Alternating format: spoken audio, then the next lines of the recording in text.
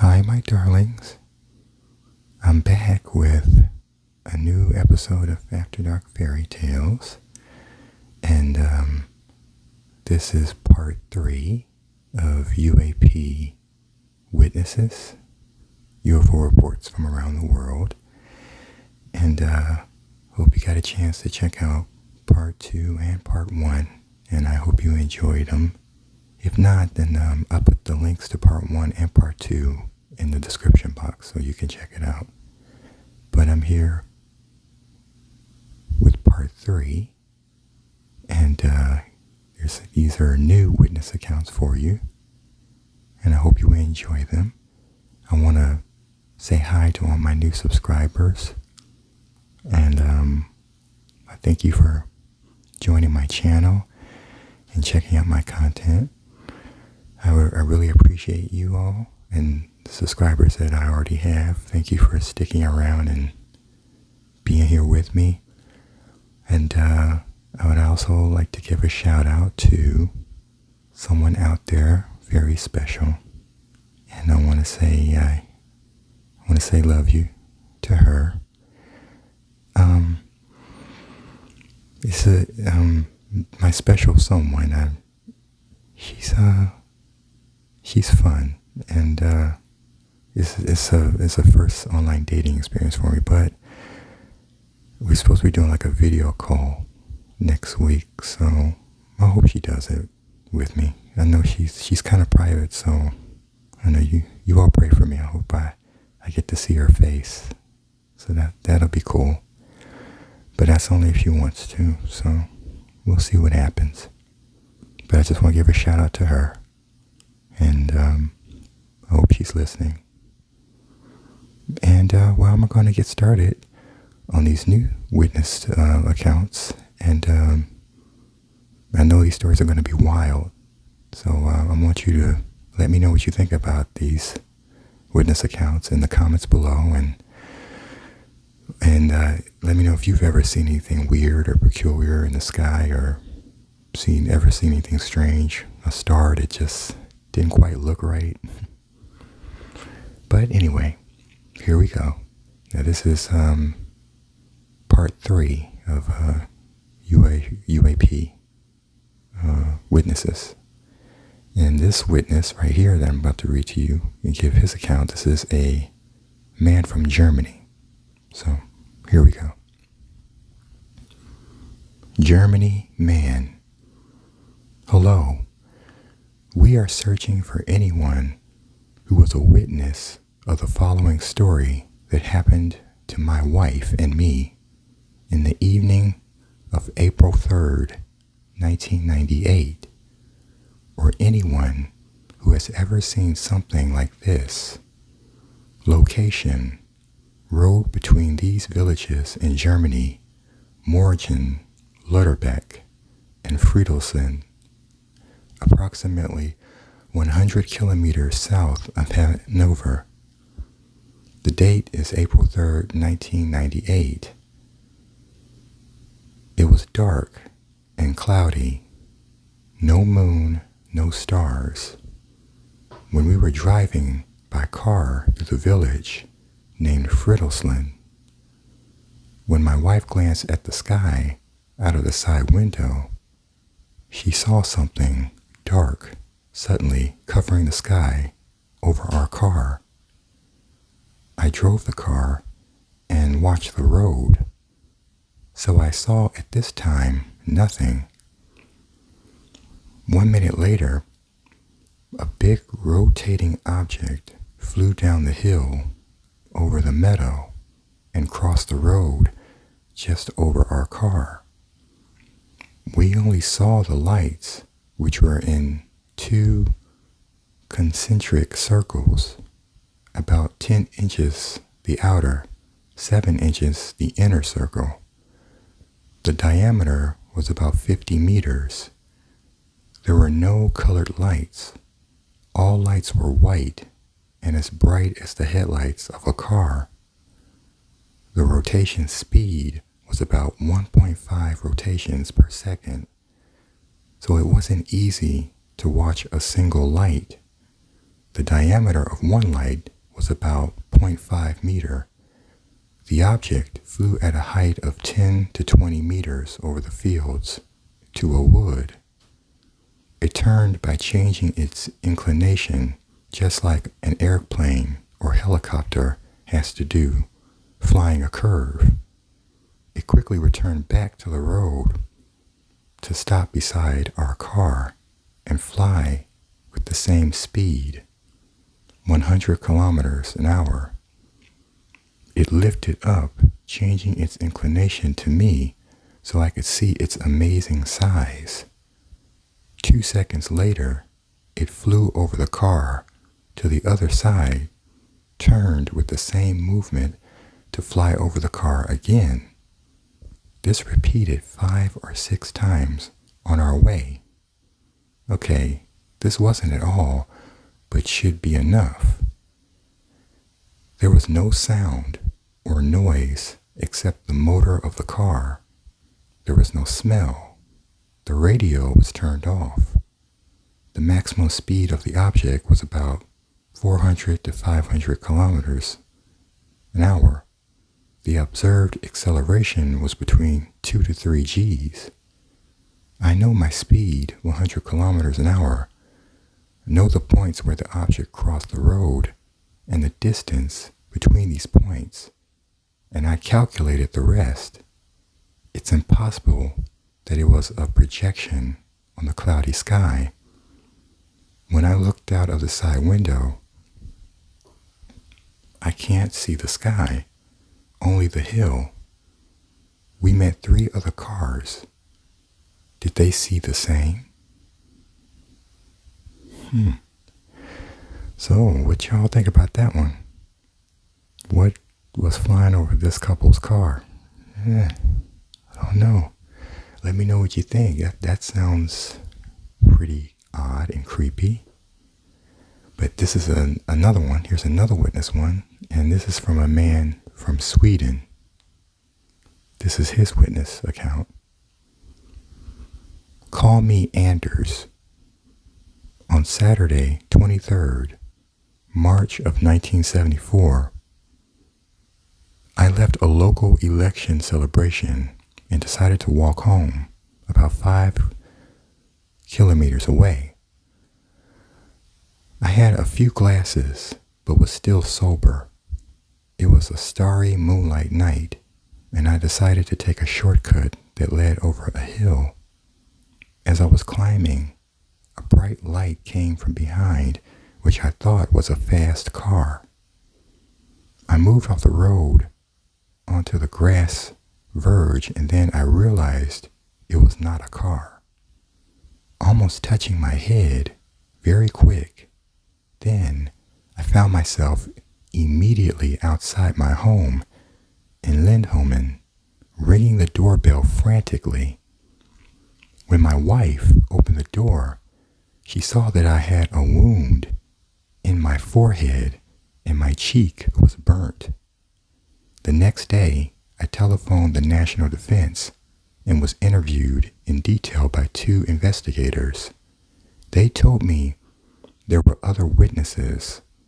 A woman cyclist reported seeing a light at the same time I did, and a couple driving nearby saw what they thought was a new water tower with extremely bright lights shining out of its windows.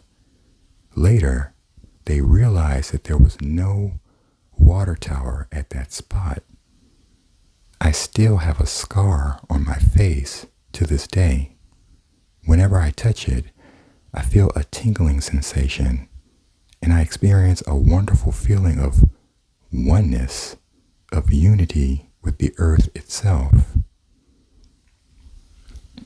Man, I tell you, these stories are getting weirder and weirder. So what do you guys think about that one? Now this UFO, it touched him. Wow. But you let me know what you think. I've heard of, I think this is what they call, I think a third encounter, where you actually have physical contact with these objects. But I don't know. You guys let me know. But here's another one. Now this is from a man in Denmark. Here's his story. On June 1951, I heard a strange whistling noise and saw an object land in a meadow. I approached to within 50 meters, only to find myself completely unable to move. I noticed that the birds had stopped singing, and the cows also appeared to be paralyzed. From the object, I saw 4 handsome men come out. They had brown ski-in and work black shiny suits with translucent helmets. Okay. So that was his account. That was pretty short, but wow. So he saw 4 handsome men, okay. Were they Chippendales? Or wait, maybe it's like a alien magic Mike? I don't know. But that's interesting. What were they? Okay, maybe they were just, maybe that might be maybe government thing or, Air Force experiment. I don't know. You be the guess of it. I don't know. But here's another one. This is from a woman, and here's her story. This is miscellaneous, and it takes place in Europe. A woman from the USSR. My name is Mrs. E. Lonsnia.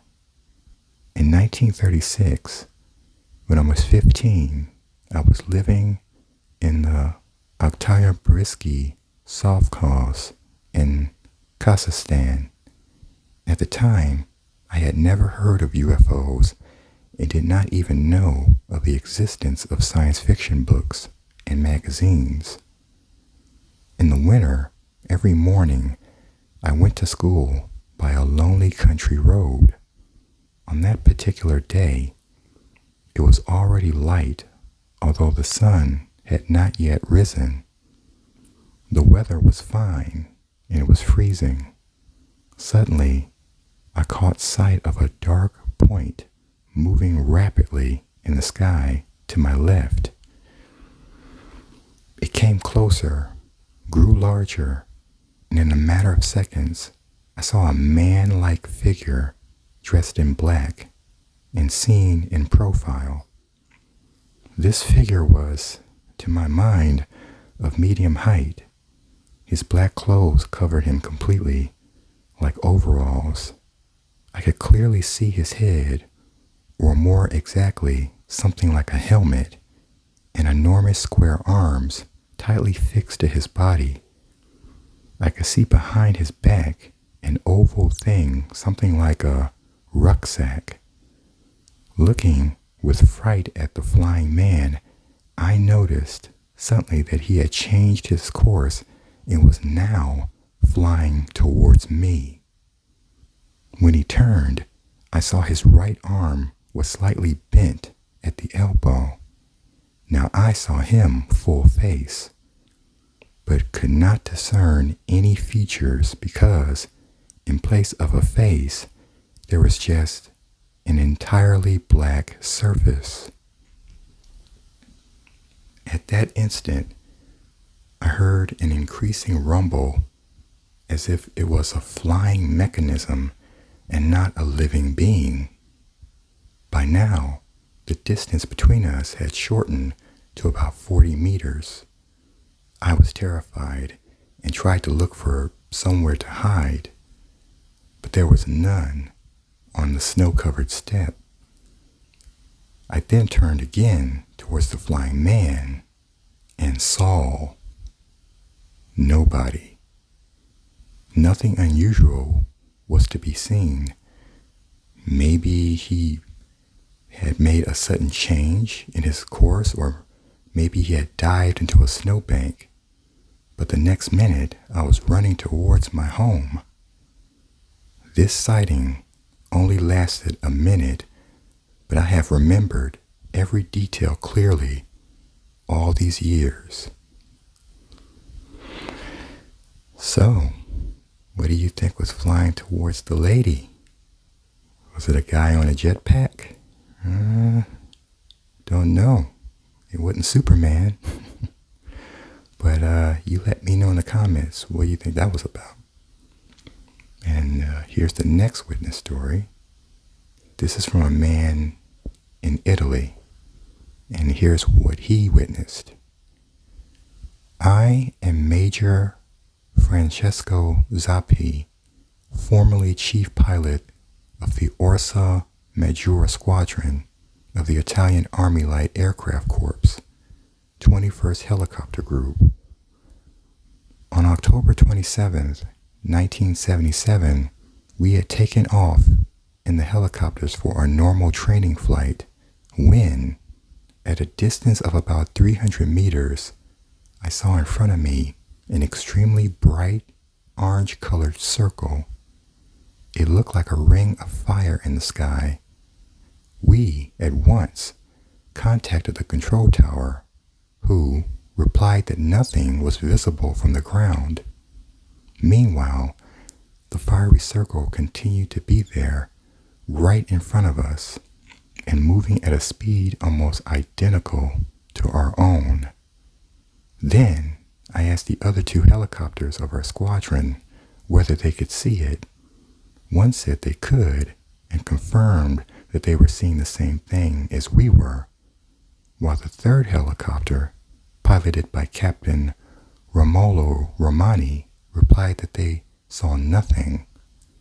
The luminous circle then suddenly vanished at a speed impossible for any aircraft of this world to equal.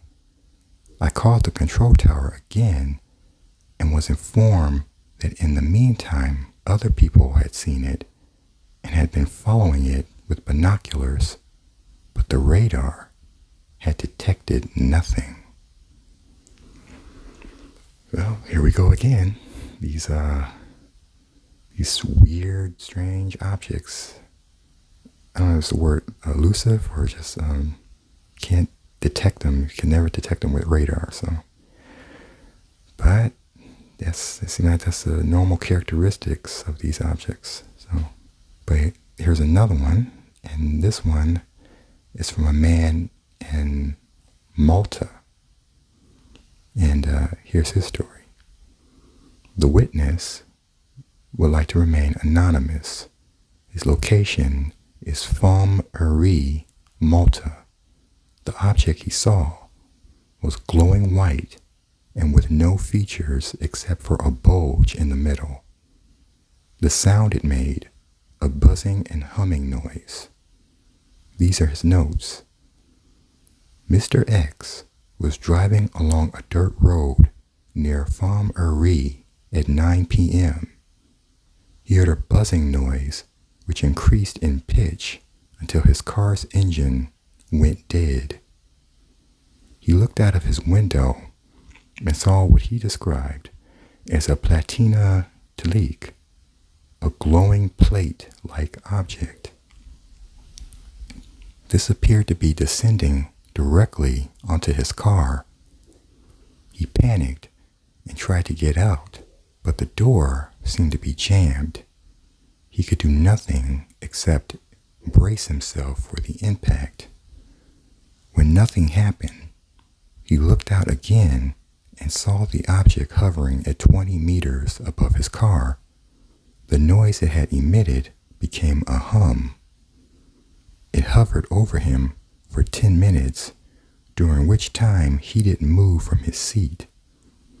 Without warning, it rose at an incredible speed until disappearing in the distance.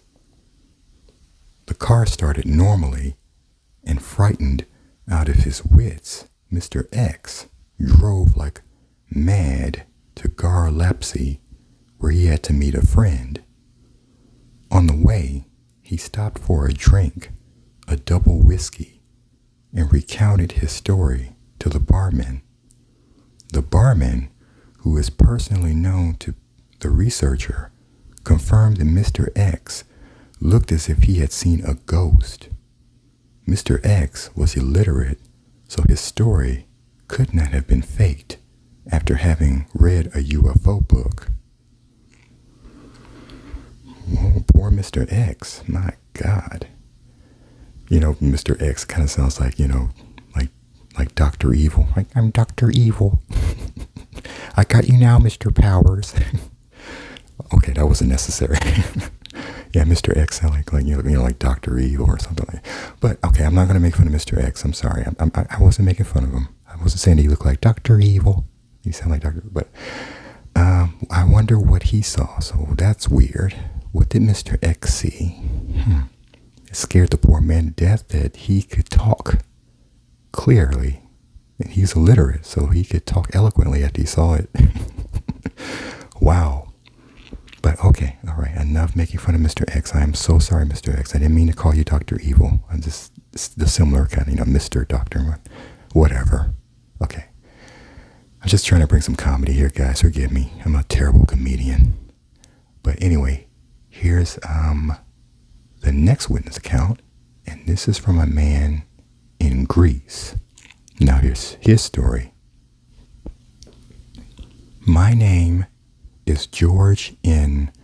Pantelouis, and I want to tell you the story of the UFO crash near the village of Megas Platanos in central Greece on September 2nd, 1990. I went there to interview the witnesses, and this is what they told me. About 300 hours that night, shepherds and some villagers observed a small group of 5 to 6 UFOs approaching the area from the north. One of them had an unstable flight and seemed to be with a problem. Strange lights came out of UFO's fuselage, but without any noise. As an eyewitness, Shepherd Trantos Karatranjos told me suddenly the troubled UFO lost altitude and crashed to the ground at a distance of about 500 meters away from him. He didn't hear any noise, but a fire started burning the bushes. Trantos Karatranjos was very afraid to get closer and stayed in his position watching the phenomenon. The rest of the UFOs in this group stopped over the accident spot, and 2 of them landed near the destroyed UFO. In a few minutes, the fire in the bushes was terminated. For the rest of the night, till dawn, there was an unusual traffic from the ground to the flying UFOs. Light spots went up and down, probably collecting the pieces of the destroyed UFO and the bodies of the crew. They finished the collection before sunrise, and after that, the rest of the UFOs took off and were lost in the sky. Meanwhile, all the villagers had been awakened and had seen the whole operation. Early in the morning, the villagers went out to spot where all of this occurred, and they saw on the ground a burned oval shape in the ground with a cut pine tree in the center. It is still in this place, and very small metallic pieces and pieces of wires around the tree. Some of the people, like Argyris Alavatans, collected a number of these pieces. One strange thing was that at the edges of the burned oval, the fire stopped like it had been cut by a knife. Some hours later, a team of Hellenic Air Force personnel came in the area and told the villagers that this was nothing serious. Maybe a Soviet satellite crashed or a plane. They took some pieces of the UFO too and left the area. Argyris Alavantes sent a piece of the UFO to the Space Research Institute in Brussels. That's the story. If you think that we need more information, we can get more, because I have a very good relationship with the people in the village of Megas Platanos.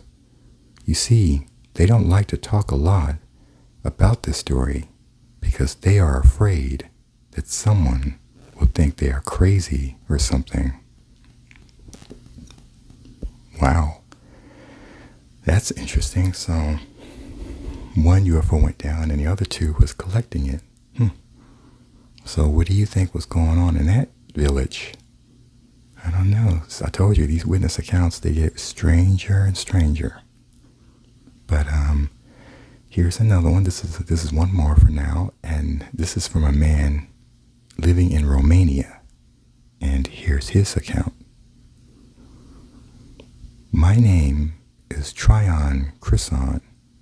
I am 48 years of age, a sheep farmer in Arad, near the Romanian-Hungarian border.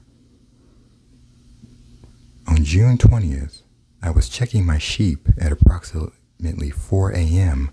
when I saw a huge light approaching over a nearby wheat field, like the moon, but much larger. When the light came within 5 meters, a sudden powerful blast of wind blew away my hat and cape and knocked me to the ground. I lay there clinging to a bush in terror. The bright object was completely round, and it emitted a whistling noise. The object remained motionless, hovering above the wheat field for 2 minutes before taking off straight upwards and disappearing incredibly quickly. I ran to get help. When I returned, we observed 2 crop circles had appeared in the wheat. Both circles measured 6 meters in diameter, with an outer ring measured 4 meters in width. All the corn within the circle was firmly pressed down in an anti-clockwise direction, and the crop was interwoven or plaited.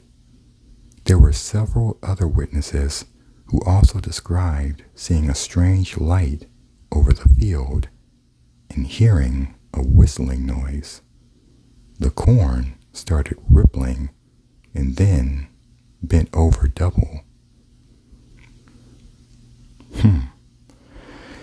Well, I've heard of objects being seen near farm areas and creating crop circles and stuff like that. But this one, that's another weird account there. But I know, you let me know what you think. Are these witness accounts are really, really strange. They really are. So you let me know what you think about them. Yeah, if you want one more, I got one more for you. So this would be one more for now. And this is like, now this witness, this is from a man, and this takes place in Croatia. So here's one more, and this is his account. So here's what he witnessed. Hello, my name is Berislav Kukan. On Wednesday, April 16th, 1997, at 8:15 p.m., a UFO appeared over the town of Zagorje in northern Croatia. It seemed like a giant cigar. I was watching TV at 6:45 p.m. that evening when I suddenly noticed red light streaming through my window. I left my chair, got dressed, and went out in the yard to see what the disturbance was all about.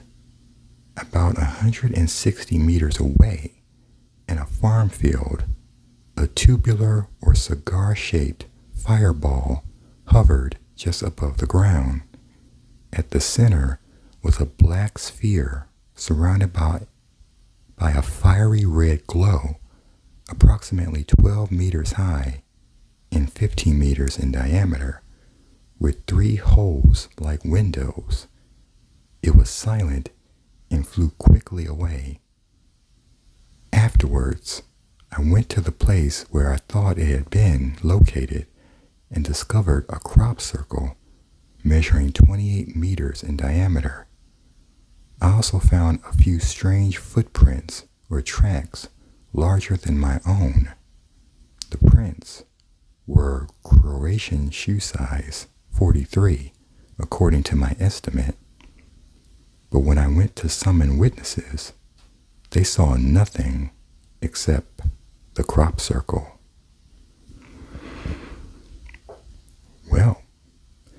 Well, that's all for now, but I hope you enjoyed these weird butt stories.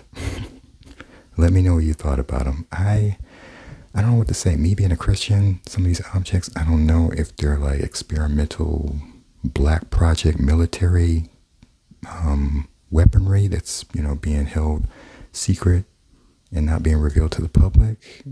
I don't know. They said that billions of dollars are being poured into like the military industrial complex. So they said that's what these black projects are. That's where you get the stealth fighters and all these military fighter jets. But then they said they have stuff more advanced. There's a craft called the TR-3B, and it's like a triangular shaped craft, but it hovers silent. You can't see it in the sky, or every now and then you can see it in the sky, but it's like completely quiet. And they claim that some of this technology is like reversed engineered otherworldly technology that they're using. So I don't know, guys. You be the judge of it. And I'd like to formally apologize to Mr. X for comparing him to Dr. Evil.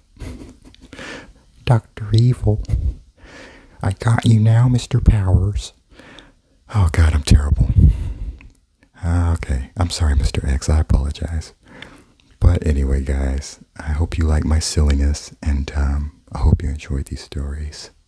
And I hope they're relaxing. So you let me know what you think. Don't be shy to comment, okay? Don't be shy. Just drop a comment there and let me know what you're thinking. And I love you guys. And to that special someone, I love you. And I hope you're listening. I love you.